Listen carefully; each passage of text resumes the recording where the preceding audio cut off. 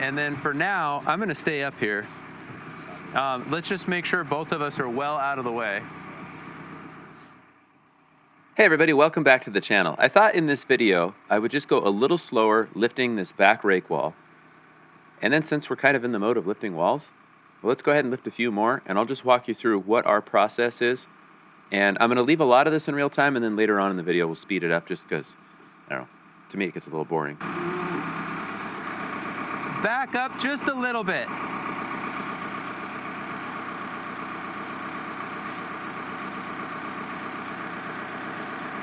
Just like you are, back up, yep. Just a little bit.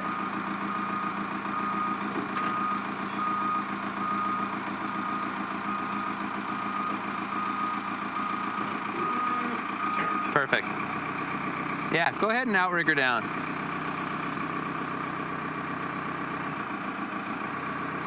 Yep.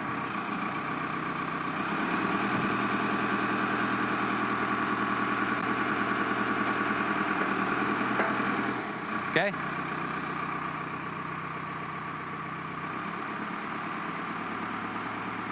Because I want it to drag back a little.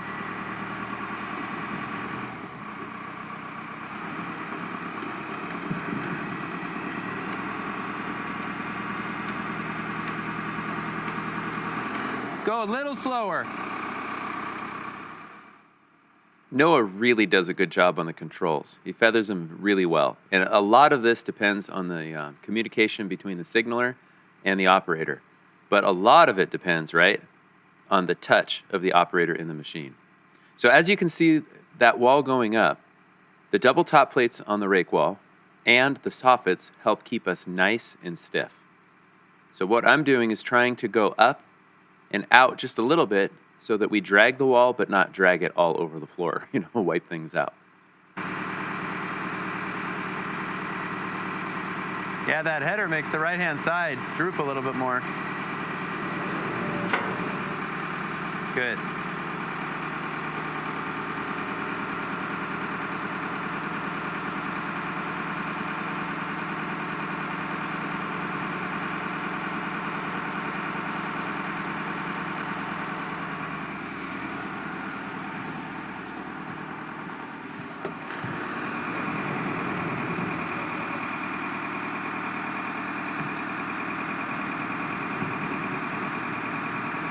Yeah, I don't really like it being that high.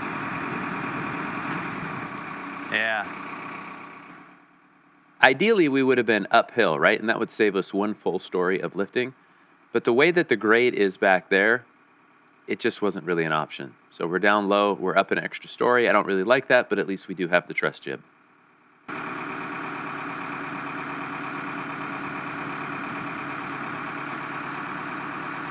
wonder what letter he's on. I'm gonna walk around the other side. Yeah. So what I'm gonna do, Kyle,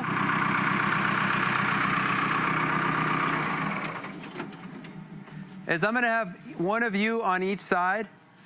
What I wanna do, we're at I.5, we can only go to J and K, is I basically wanna just pick it up and bring it back.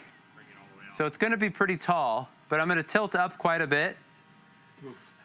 I think I'll tilt up now and get as much height. So, but if I need to boom out a little bit more, I can. But I want to get it up and over these rails and then down as low as I can. Pop the outriggers and move. And then we'll go back up. All right, let's speed this up just a little bit. So you can tell what our plan was. Basically, here's one negative about the guardrails. Yeah, we have to go up and over the guardrails. We also have to go up and over our sawhorses and all that. We know that, that's okay. I just don't really like getting the forklift up super high, even though it's safe. This wall weighs 2,000 pounds or less. I always round everything way up. We have plenty of capacity, but by going up and over, we can set it down. I need to get in a much better position because that wall is gonna go where those two windows are. And clearly the machine is not in place for that. And I'm not about to drive with that wall up in the air. So, all told, this took about an hour to lift. But we saved so much time on it that I don't mind spending some time. Let's just be safe about it, right?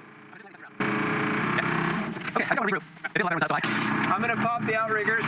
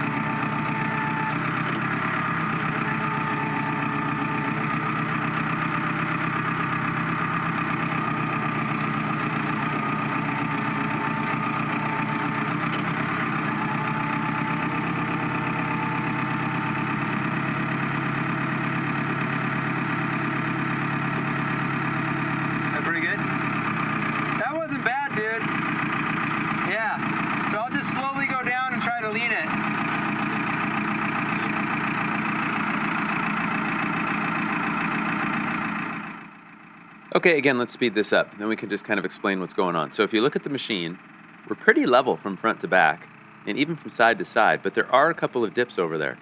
So by just going real slow, I can feather and keep the machine, pretty level. Nothing too crazy wonky. Okay, that makes sense, Noah. So I'm just gonna tilt down. It should just stay right where it's at, and all the load's gonna come off, and then he'll just re-rig it.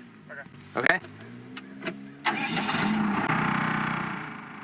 One thing that I think comes through in these videos is the amount of communication. It's just better that everybody's on the same page, and so everybody else feels free to speak up. Like if there's something I'm missing, I'm definitely not the authority.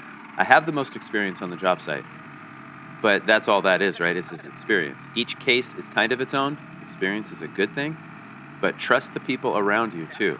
Make sure that they're all invested in the process, and it will be nice and safe. Okay, here I'm doing my best Austin Powers impersonation. My best Austin Powers impersonation, kind of jockeying it. And what I'm trying to do is aim so that that truss chip, once I go up, it's going to be basically where the wall needs to go. That's the plan.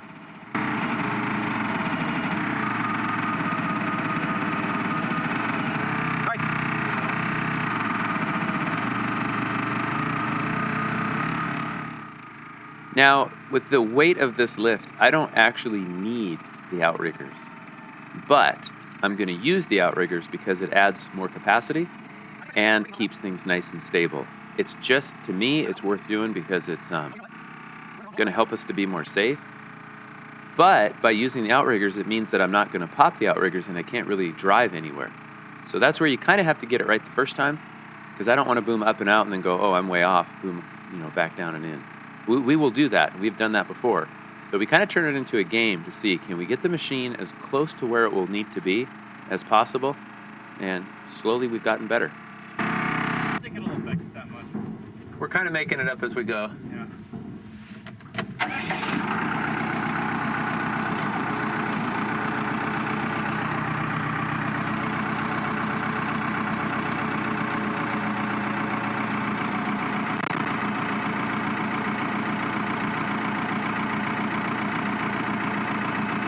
So as I pick up, it might want to come your way a little.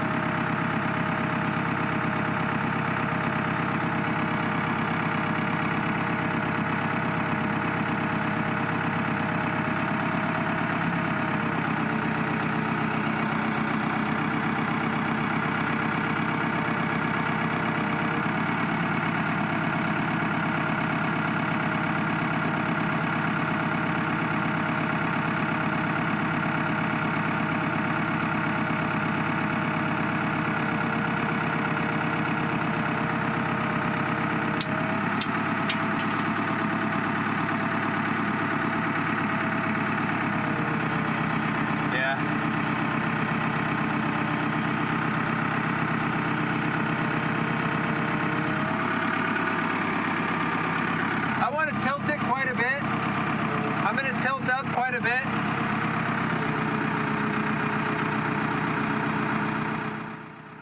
This truss jib, I just cannot say enough good things about it. Besides the fact that it can make things easier, it's got a shackle on it so we can swivel. The other thing that it gives us is the ability to go higher without raising the boom. So as you're looking at the boom, the angle of the boom is about as steep as I want to go. I can boom out, and that's going to add elevation. I can also tilt back, which adds elevation. So between those two things, I just have more options to play with. I don't like to go up super high. Now this is the Ingersoll Rand VR 1056. So 10,000 pound capacity, 56 foot reach. So that means we could boom the forks up to 5th story windows, and then people could whatever.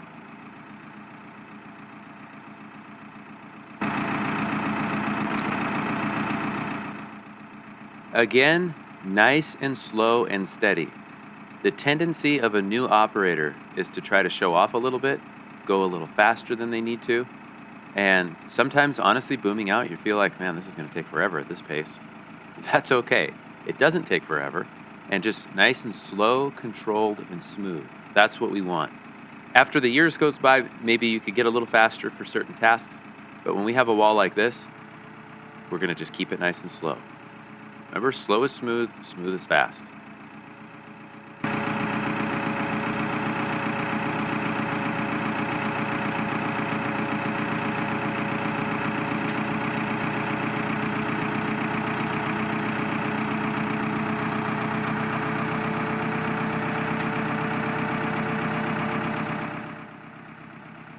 And again, more praise for the Cornerstone Industries truss jib.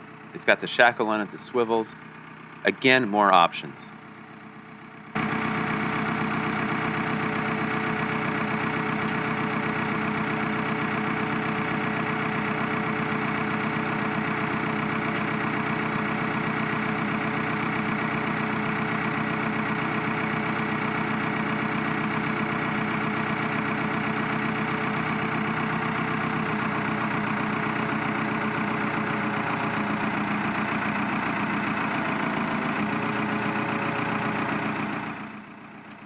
Now, at this point, nobody is signaling me because I know what needs to be done. I've got a good sight line.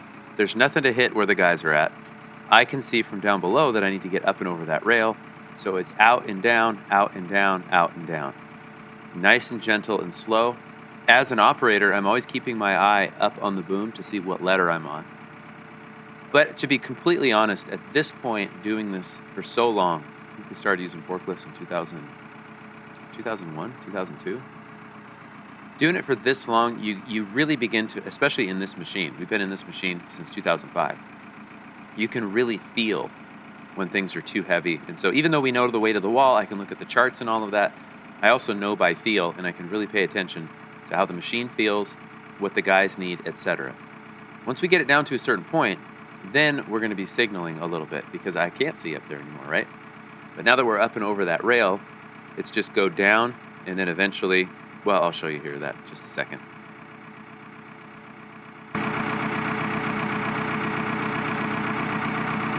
Boom in.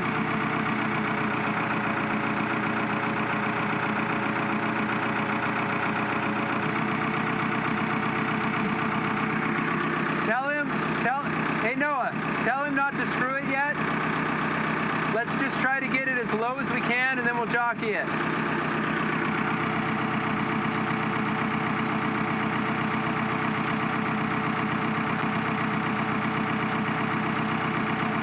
Yeah, but it's going to move as it levels out. So I'm going to, if you guys keep it out to the line, I'm going to kind of boom in and go down.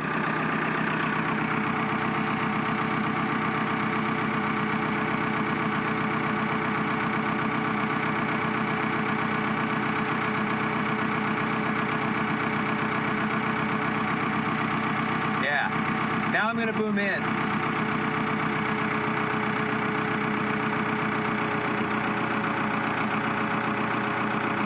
I'm gonna go up. Okay. See, good on Noah. He was paying attention, or maybe Kyle said something to him. I don't know because I wasn't up there, couldn't hear him. But obviously, I can't boom in. It's on the ground. If I do that, it's going to start tipping one way or the other, which wouldn't be catastrophic. We would catch it right away, right? Because it's all rigged. You can already see that.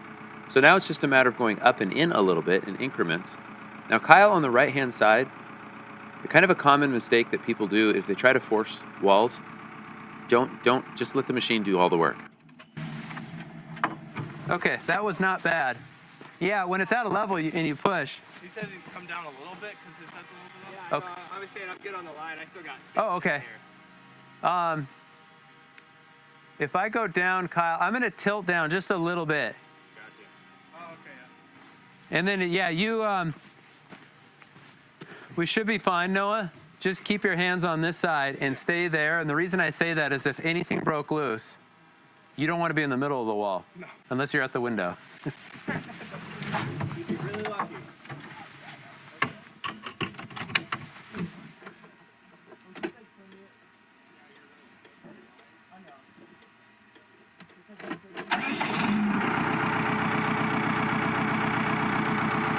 I'm going to tilt down just a little. That was one thing I was taught early on, is anytime we lifted walls by hand, have an escape route. And so if Noah's on the end at the street, well, toward the street, or the end closest to the forklift, let's say that, the right-hand side, here, there we go. If for some reason something popped, he would only have to run away from the wall less than 10 feet. And that is entirely doable. Let's switch places. If it was going to fall, we would obviously want it to fall out. But it's not going to fall because we're way over rigged. That's not even an expression. We're rigged way over the amount of the wall. Yeah, it'd be easier if he's in there.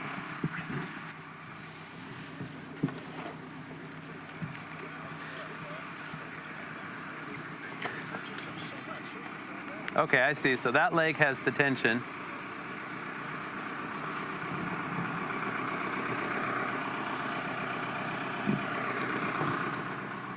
Okay, what I'm going to do, Kyle, we'll wait before we do any bracing, is I'm going to have him lean toward us. I'm seeing slack on that side. So I'm kind of up, but we're basically center.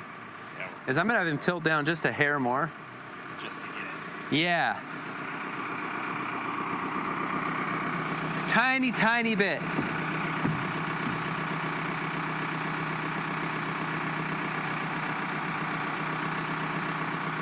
Okay. I just want tension on both of those. Just a little bit.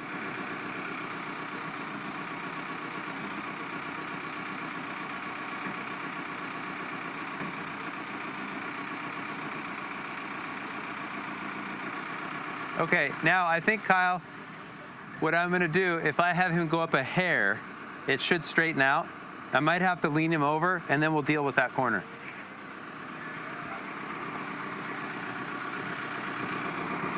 Real slow. The operator can feel the hydraulic pumps, the RPMs of the motor, and so you just got to train and then trust. And it does take some time, so train them and have them do that with little stuff. And then you're in situations like this, and now you got somebody you can trust. Good job, Noah. Good job. Oh, that is pretty. That is pretty. Yeah. Okay, so here's what we'll do. If you have a 5.5 mark on that bottom plate, I'll just show you how we normally do this. Yeah, so if I hit the post,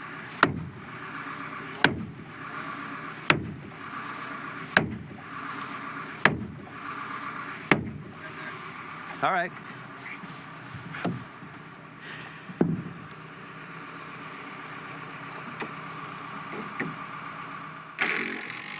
See, don't force anything. Let the machines do the work. Get the big sledgehammer if you need to. We can jockey it. It's not that heavy. And then we're going to take a 5-inch screw down into the rim so that it's held right to the line. For now, a lot of times I don't do this because we're going to build these other walls.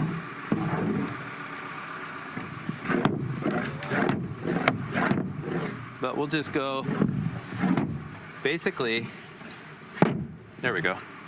I just got to hit it like a man. So at this stage, it's really easy to get that thing right on the line. And then we're just, what are we, like every 12 feet, we're putting a screw down? If we've selected our plates well, then you can do that. And then let's do one. I think we're good there.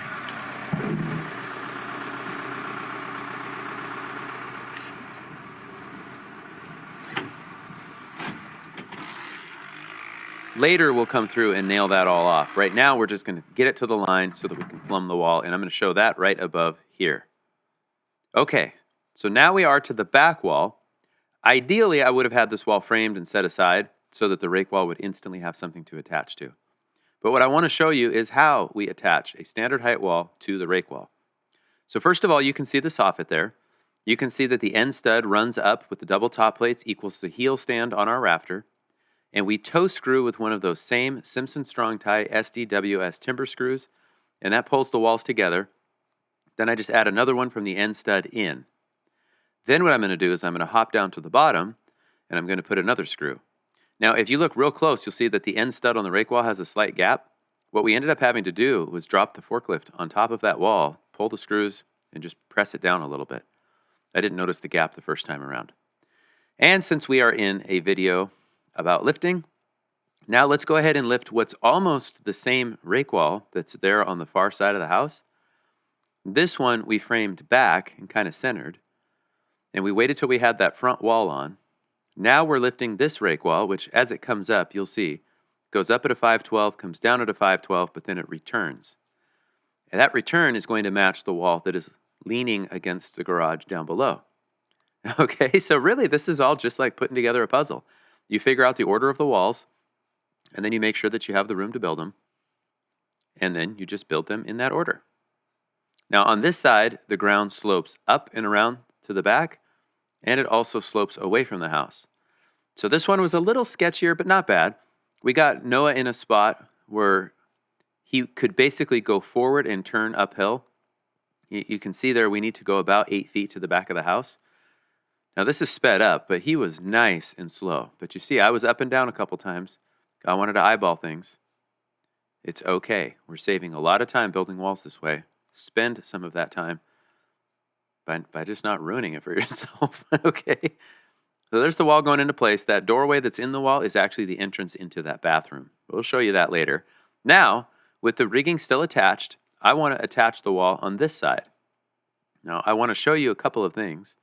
The other side, we could not extend the soffit out. This side, we could on that back wall. So I want to show you how that locks together. Same thing. I'm going to use a 5-inch strong tie screw, but this time it's through the soffit framing. Clamps it nice and tight. So think of the soffit framing as like the overlap on a top plate. Because it's all stitched up to the wall, it's just on the side. For now, at least that's how I'm visualizing it. Now, the 2x6 subfascia, I only hung out 5.5. That means I want to keep a 1/2-inch gap. The soffit framing on the rake wall is attached to the zip. That zip is 7/16 or a 1/2 inch by the time we get some rain. So I want to maintain that gap. To be quite frank, I was just trying to keep everybody busy, and I couldn't remember how I did all of this because it's been a while. Next time I do this, I will extend that subfascia 5 7/8. I just always want a little bit of slop, and I do not want to push that soffit out. And as you can see there, it planed out nicely, and that's because in the previous video I showed you that we make the soffit framing 17 inches on the rake, even though the horizontal is 16 3/4. I don't know why it works that way, but it does, and so we compensate. Now you can see it's nice and nice and flush. Now you notice there we've got a 6-foot wall with the soffit pre-attached, and that was already in place. It's sheathed and it's braced. Now what we want to do is we want to plumb that wall, and then we're going to screw through with 8-inch strong tie SDWS screws through the 4x block line from right where the tape measure's at, and I'll show you this in just a moment. We're going to screw right through that into the top plates of that other wall while I hold it plumb, and that's going to keep things locked together. So that's also part of the planning, is not just which walls are we going to build, which walls will we build and in what order. We also like to build some of these smaller intermediate walls because you got something to brace the rake wall against and plumb, and then we don't even have to be tripping on braces left and right. So I'm going to go ahead and set up the Stabila, what is that, the LAX 300G. I will link to it below. It's a little cross-line laser that also does a plumb dot. So all I'm looking for is when that plumb dot hits the inside of the plates, I'm going to push to that, and then I'm going to holler to Kyle. And you see that? Then he just pulls it nice and tight, and now guess what? We are braced on either end, and we can take down the rigging. Okay, we got 2 more walls to go. Are you hanging in there? Okay, so this is the little rake wall that's going to go right where we were just at. It's got the window installed. And now Noah's just going to operate and drive. We're going to signal. I think Kyle's the one that's got his hands on the wall, so we can just twist it right around the corner. What you can't see from the drone footage is where the forklift tires are. It starts to get very uneven there. So we didn't want to go too far. We wanted to be able to just get to the edge and then boom out and up and then lean. This was a pretty easy pick. You can see how that goes. See, and now we already have 2 other walls that we can brace that guy against. And that means that we can pretty much instantly brace it with those screws and then pop the rigging off. So it's just a puzzle. We're trying to put it together in the right order. Sometimes we're constrained by one thing or the other. That's okay. We'll just work around that. It does take some skills and planning with the forklift, but just take it nice and slow. Plan everything that you can and get rigging certified and get forklift certified.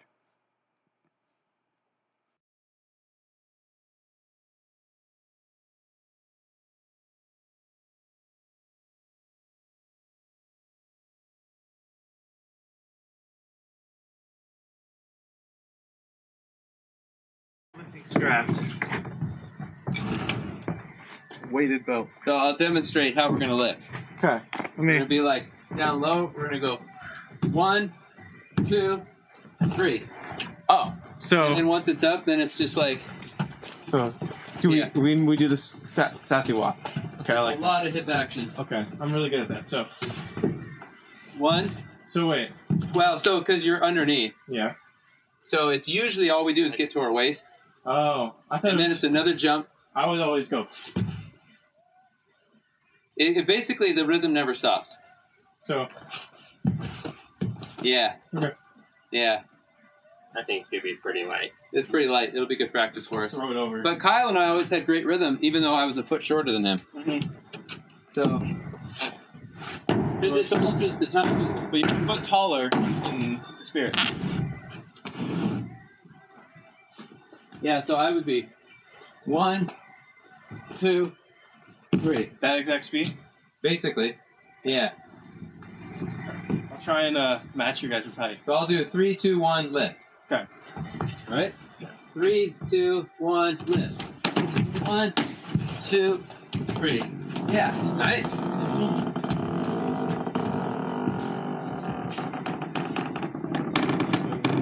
Sassy walk. So. And then, Yeah. That's what I was doing. have you got it?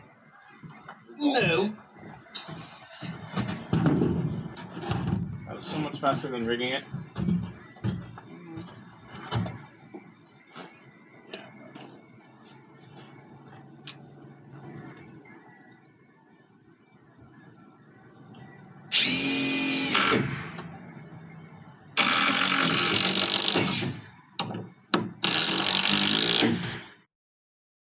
Okay, so that means technically there's just one wall left.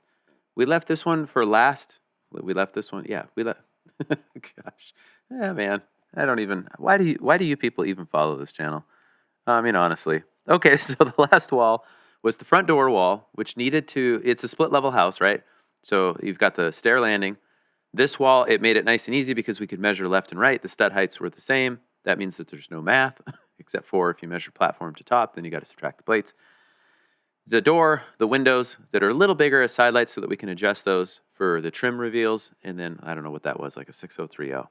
So last wall, easy pick because it's nice and light. Again, with that truss jib, we can go up and spin it. Of course, as we spun it down, the soffit was kind of in the way, and so there's a little bit of jockeying. That's just the way this stuff always goes. This is part of the reason why I wish I had a Magni rotator forklift. How cool would that be? Then we could have gone real high, rotated out and down, brought it in from the front. Magni, I really hope we see you sooner than later. There it is, last wall. Again with the Simpson Strong Tie SDWS timber screws. They make life easy because they pull things together. Once we nail it all off and it's connected, we can always pull those if we want. So for those of you that get so worried about the cost of those fasteners, you can totally pull them and reuse them if you want. Do it. We do that quite often because they're not cheap. But they are worth their weight in gold for the kind of stuff that we're doing. Once all these walls are up and things are braced, then all of the outside sheathing will be buttoned up. But this is the end of wall framing for this series. After this video, we are going to get into the roof framing. This time of year, we get the roof framed and sheeted, taped, it's all zip roof, and that way we have a dry place to frame interior walls. As of today, December 4th, we still do not have interior walls built because we've been outside siding, waiting for bad weather. Thank you so much for following. I really appreciate it. Hit that like and subscribe button, and we will see you in the next video.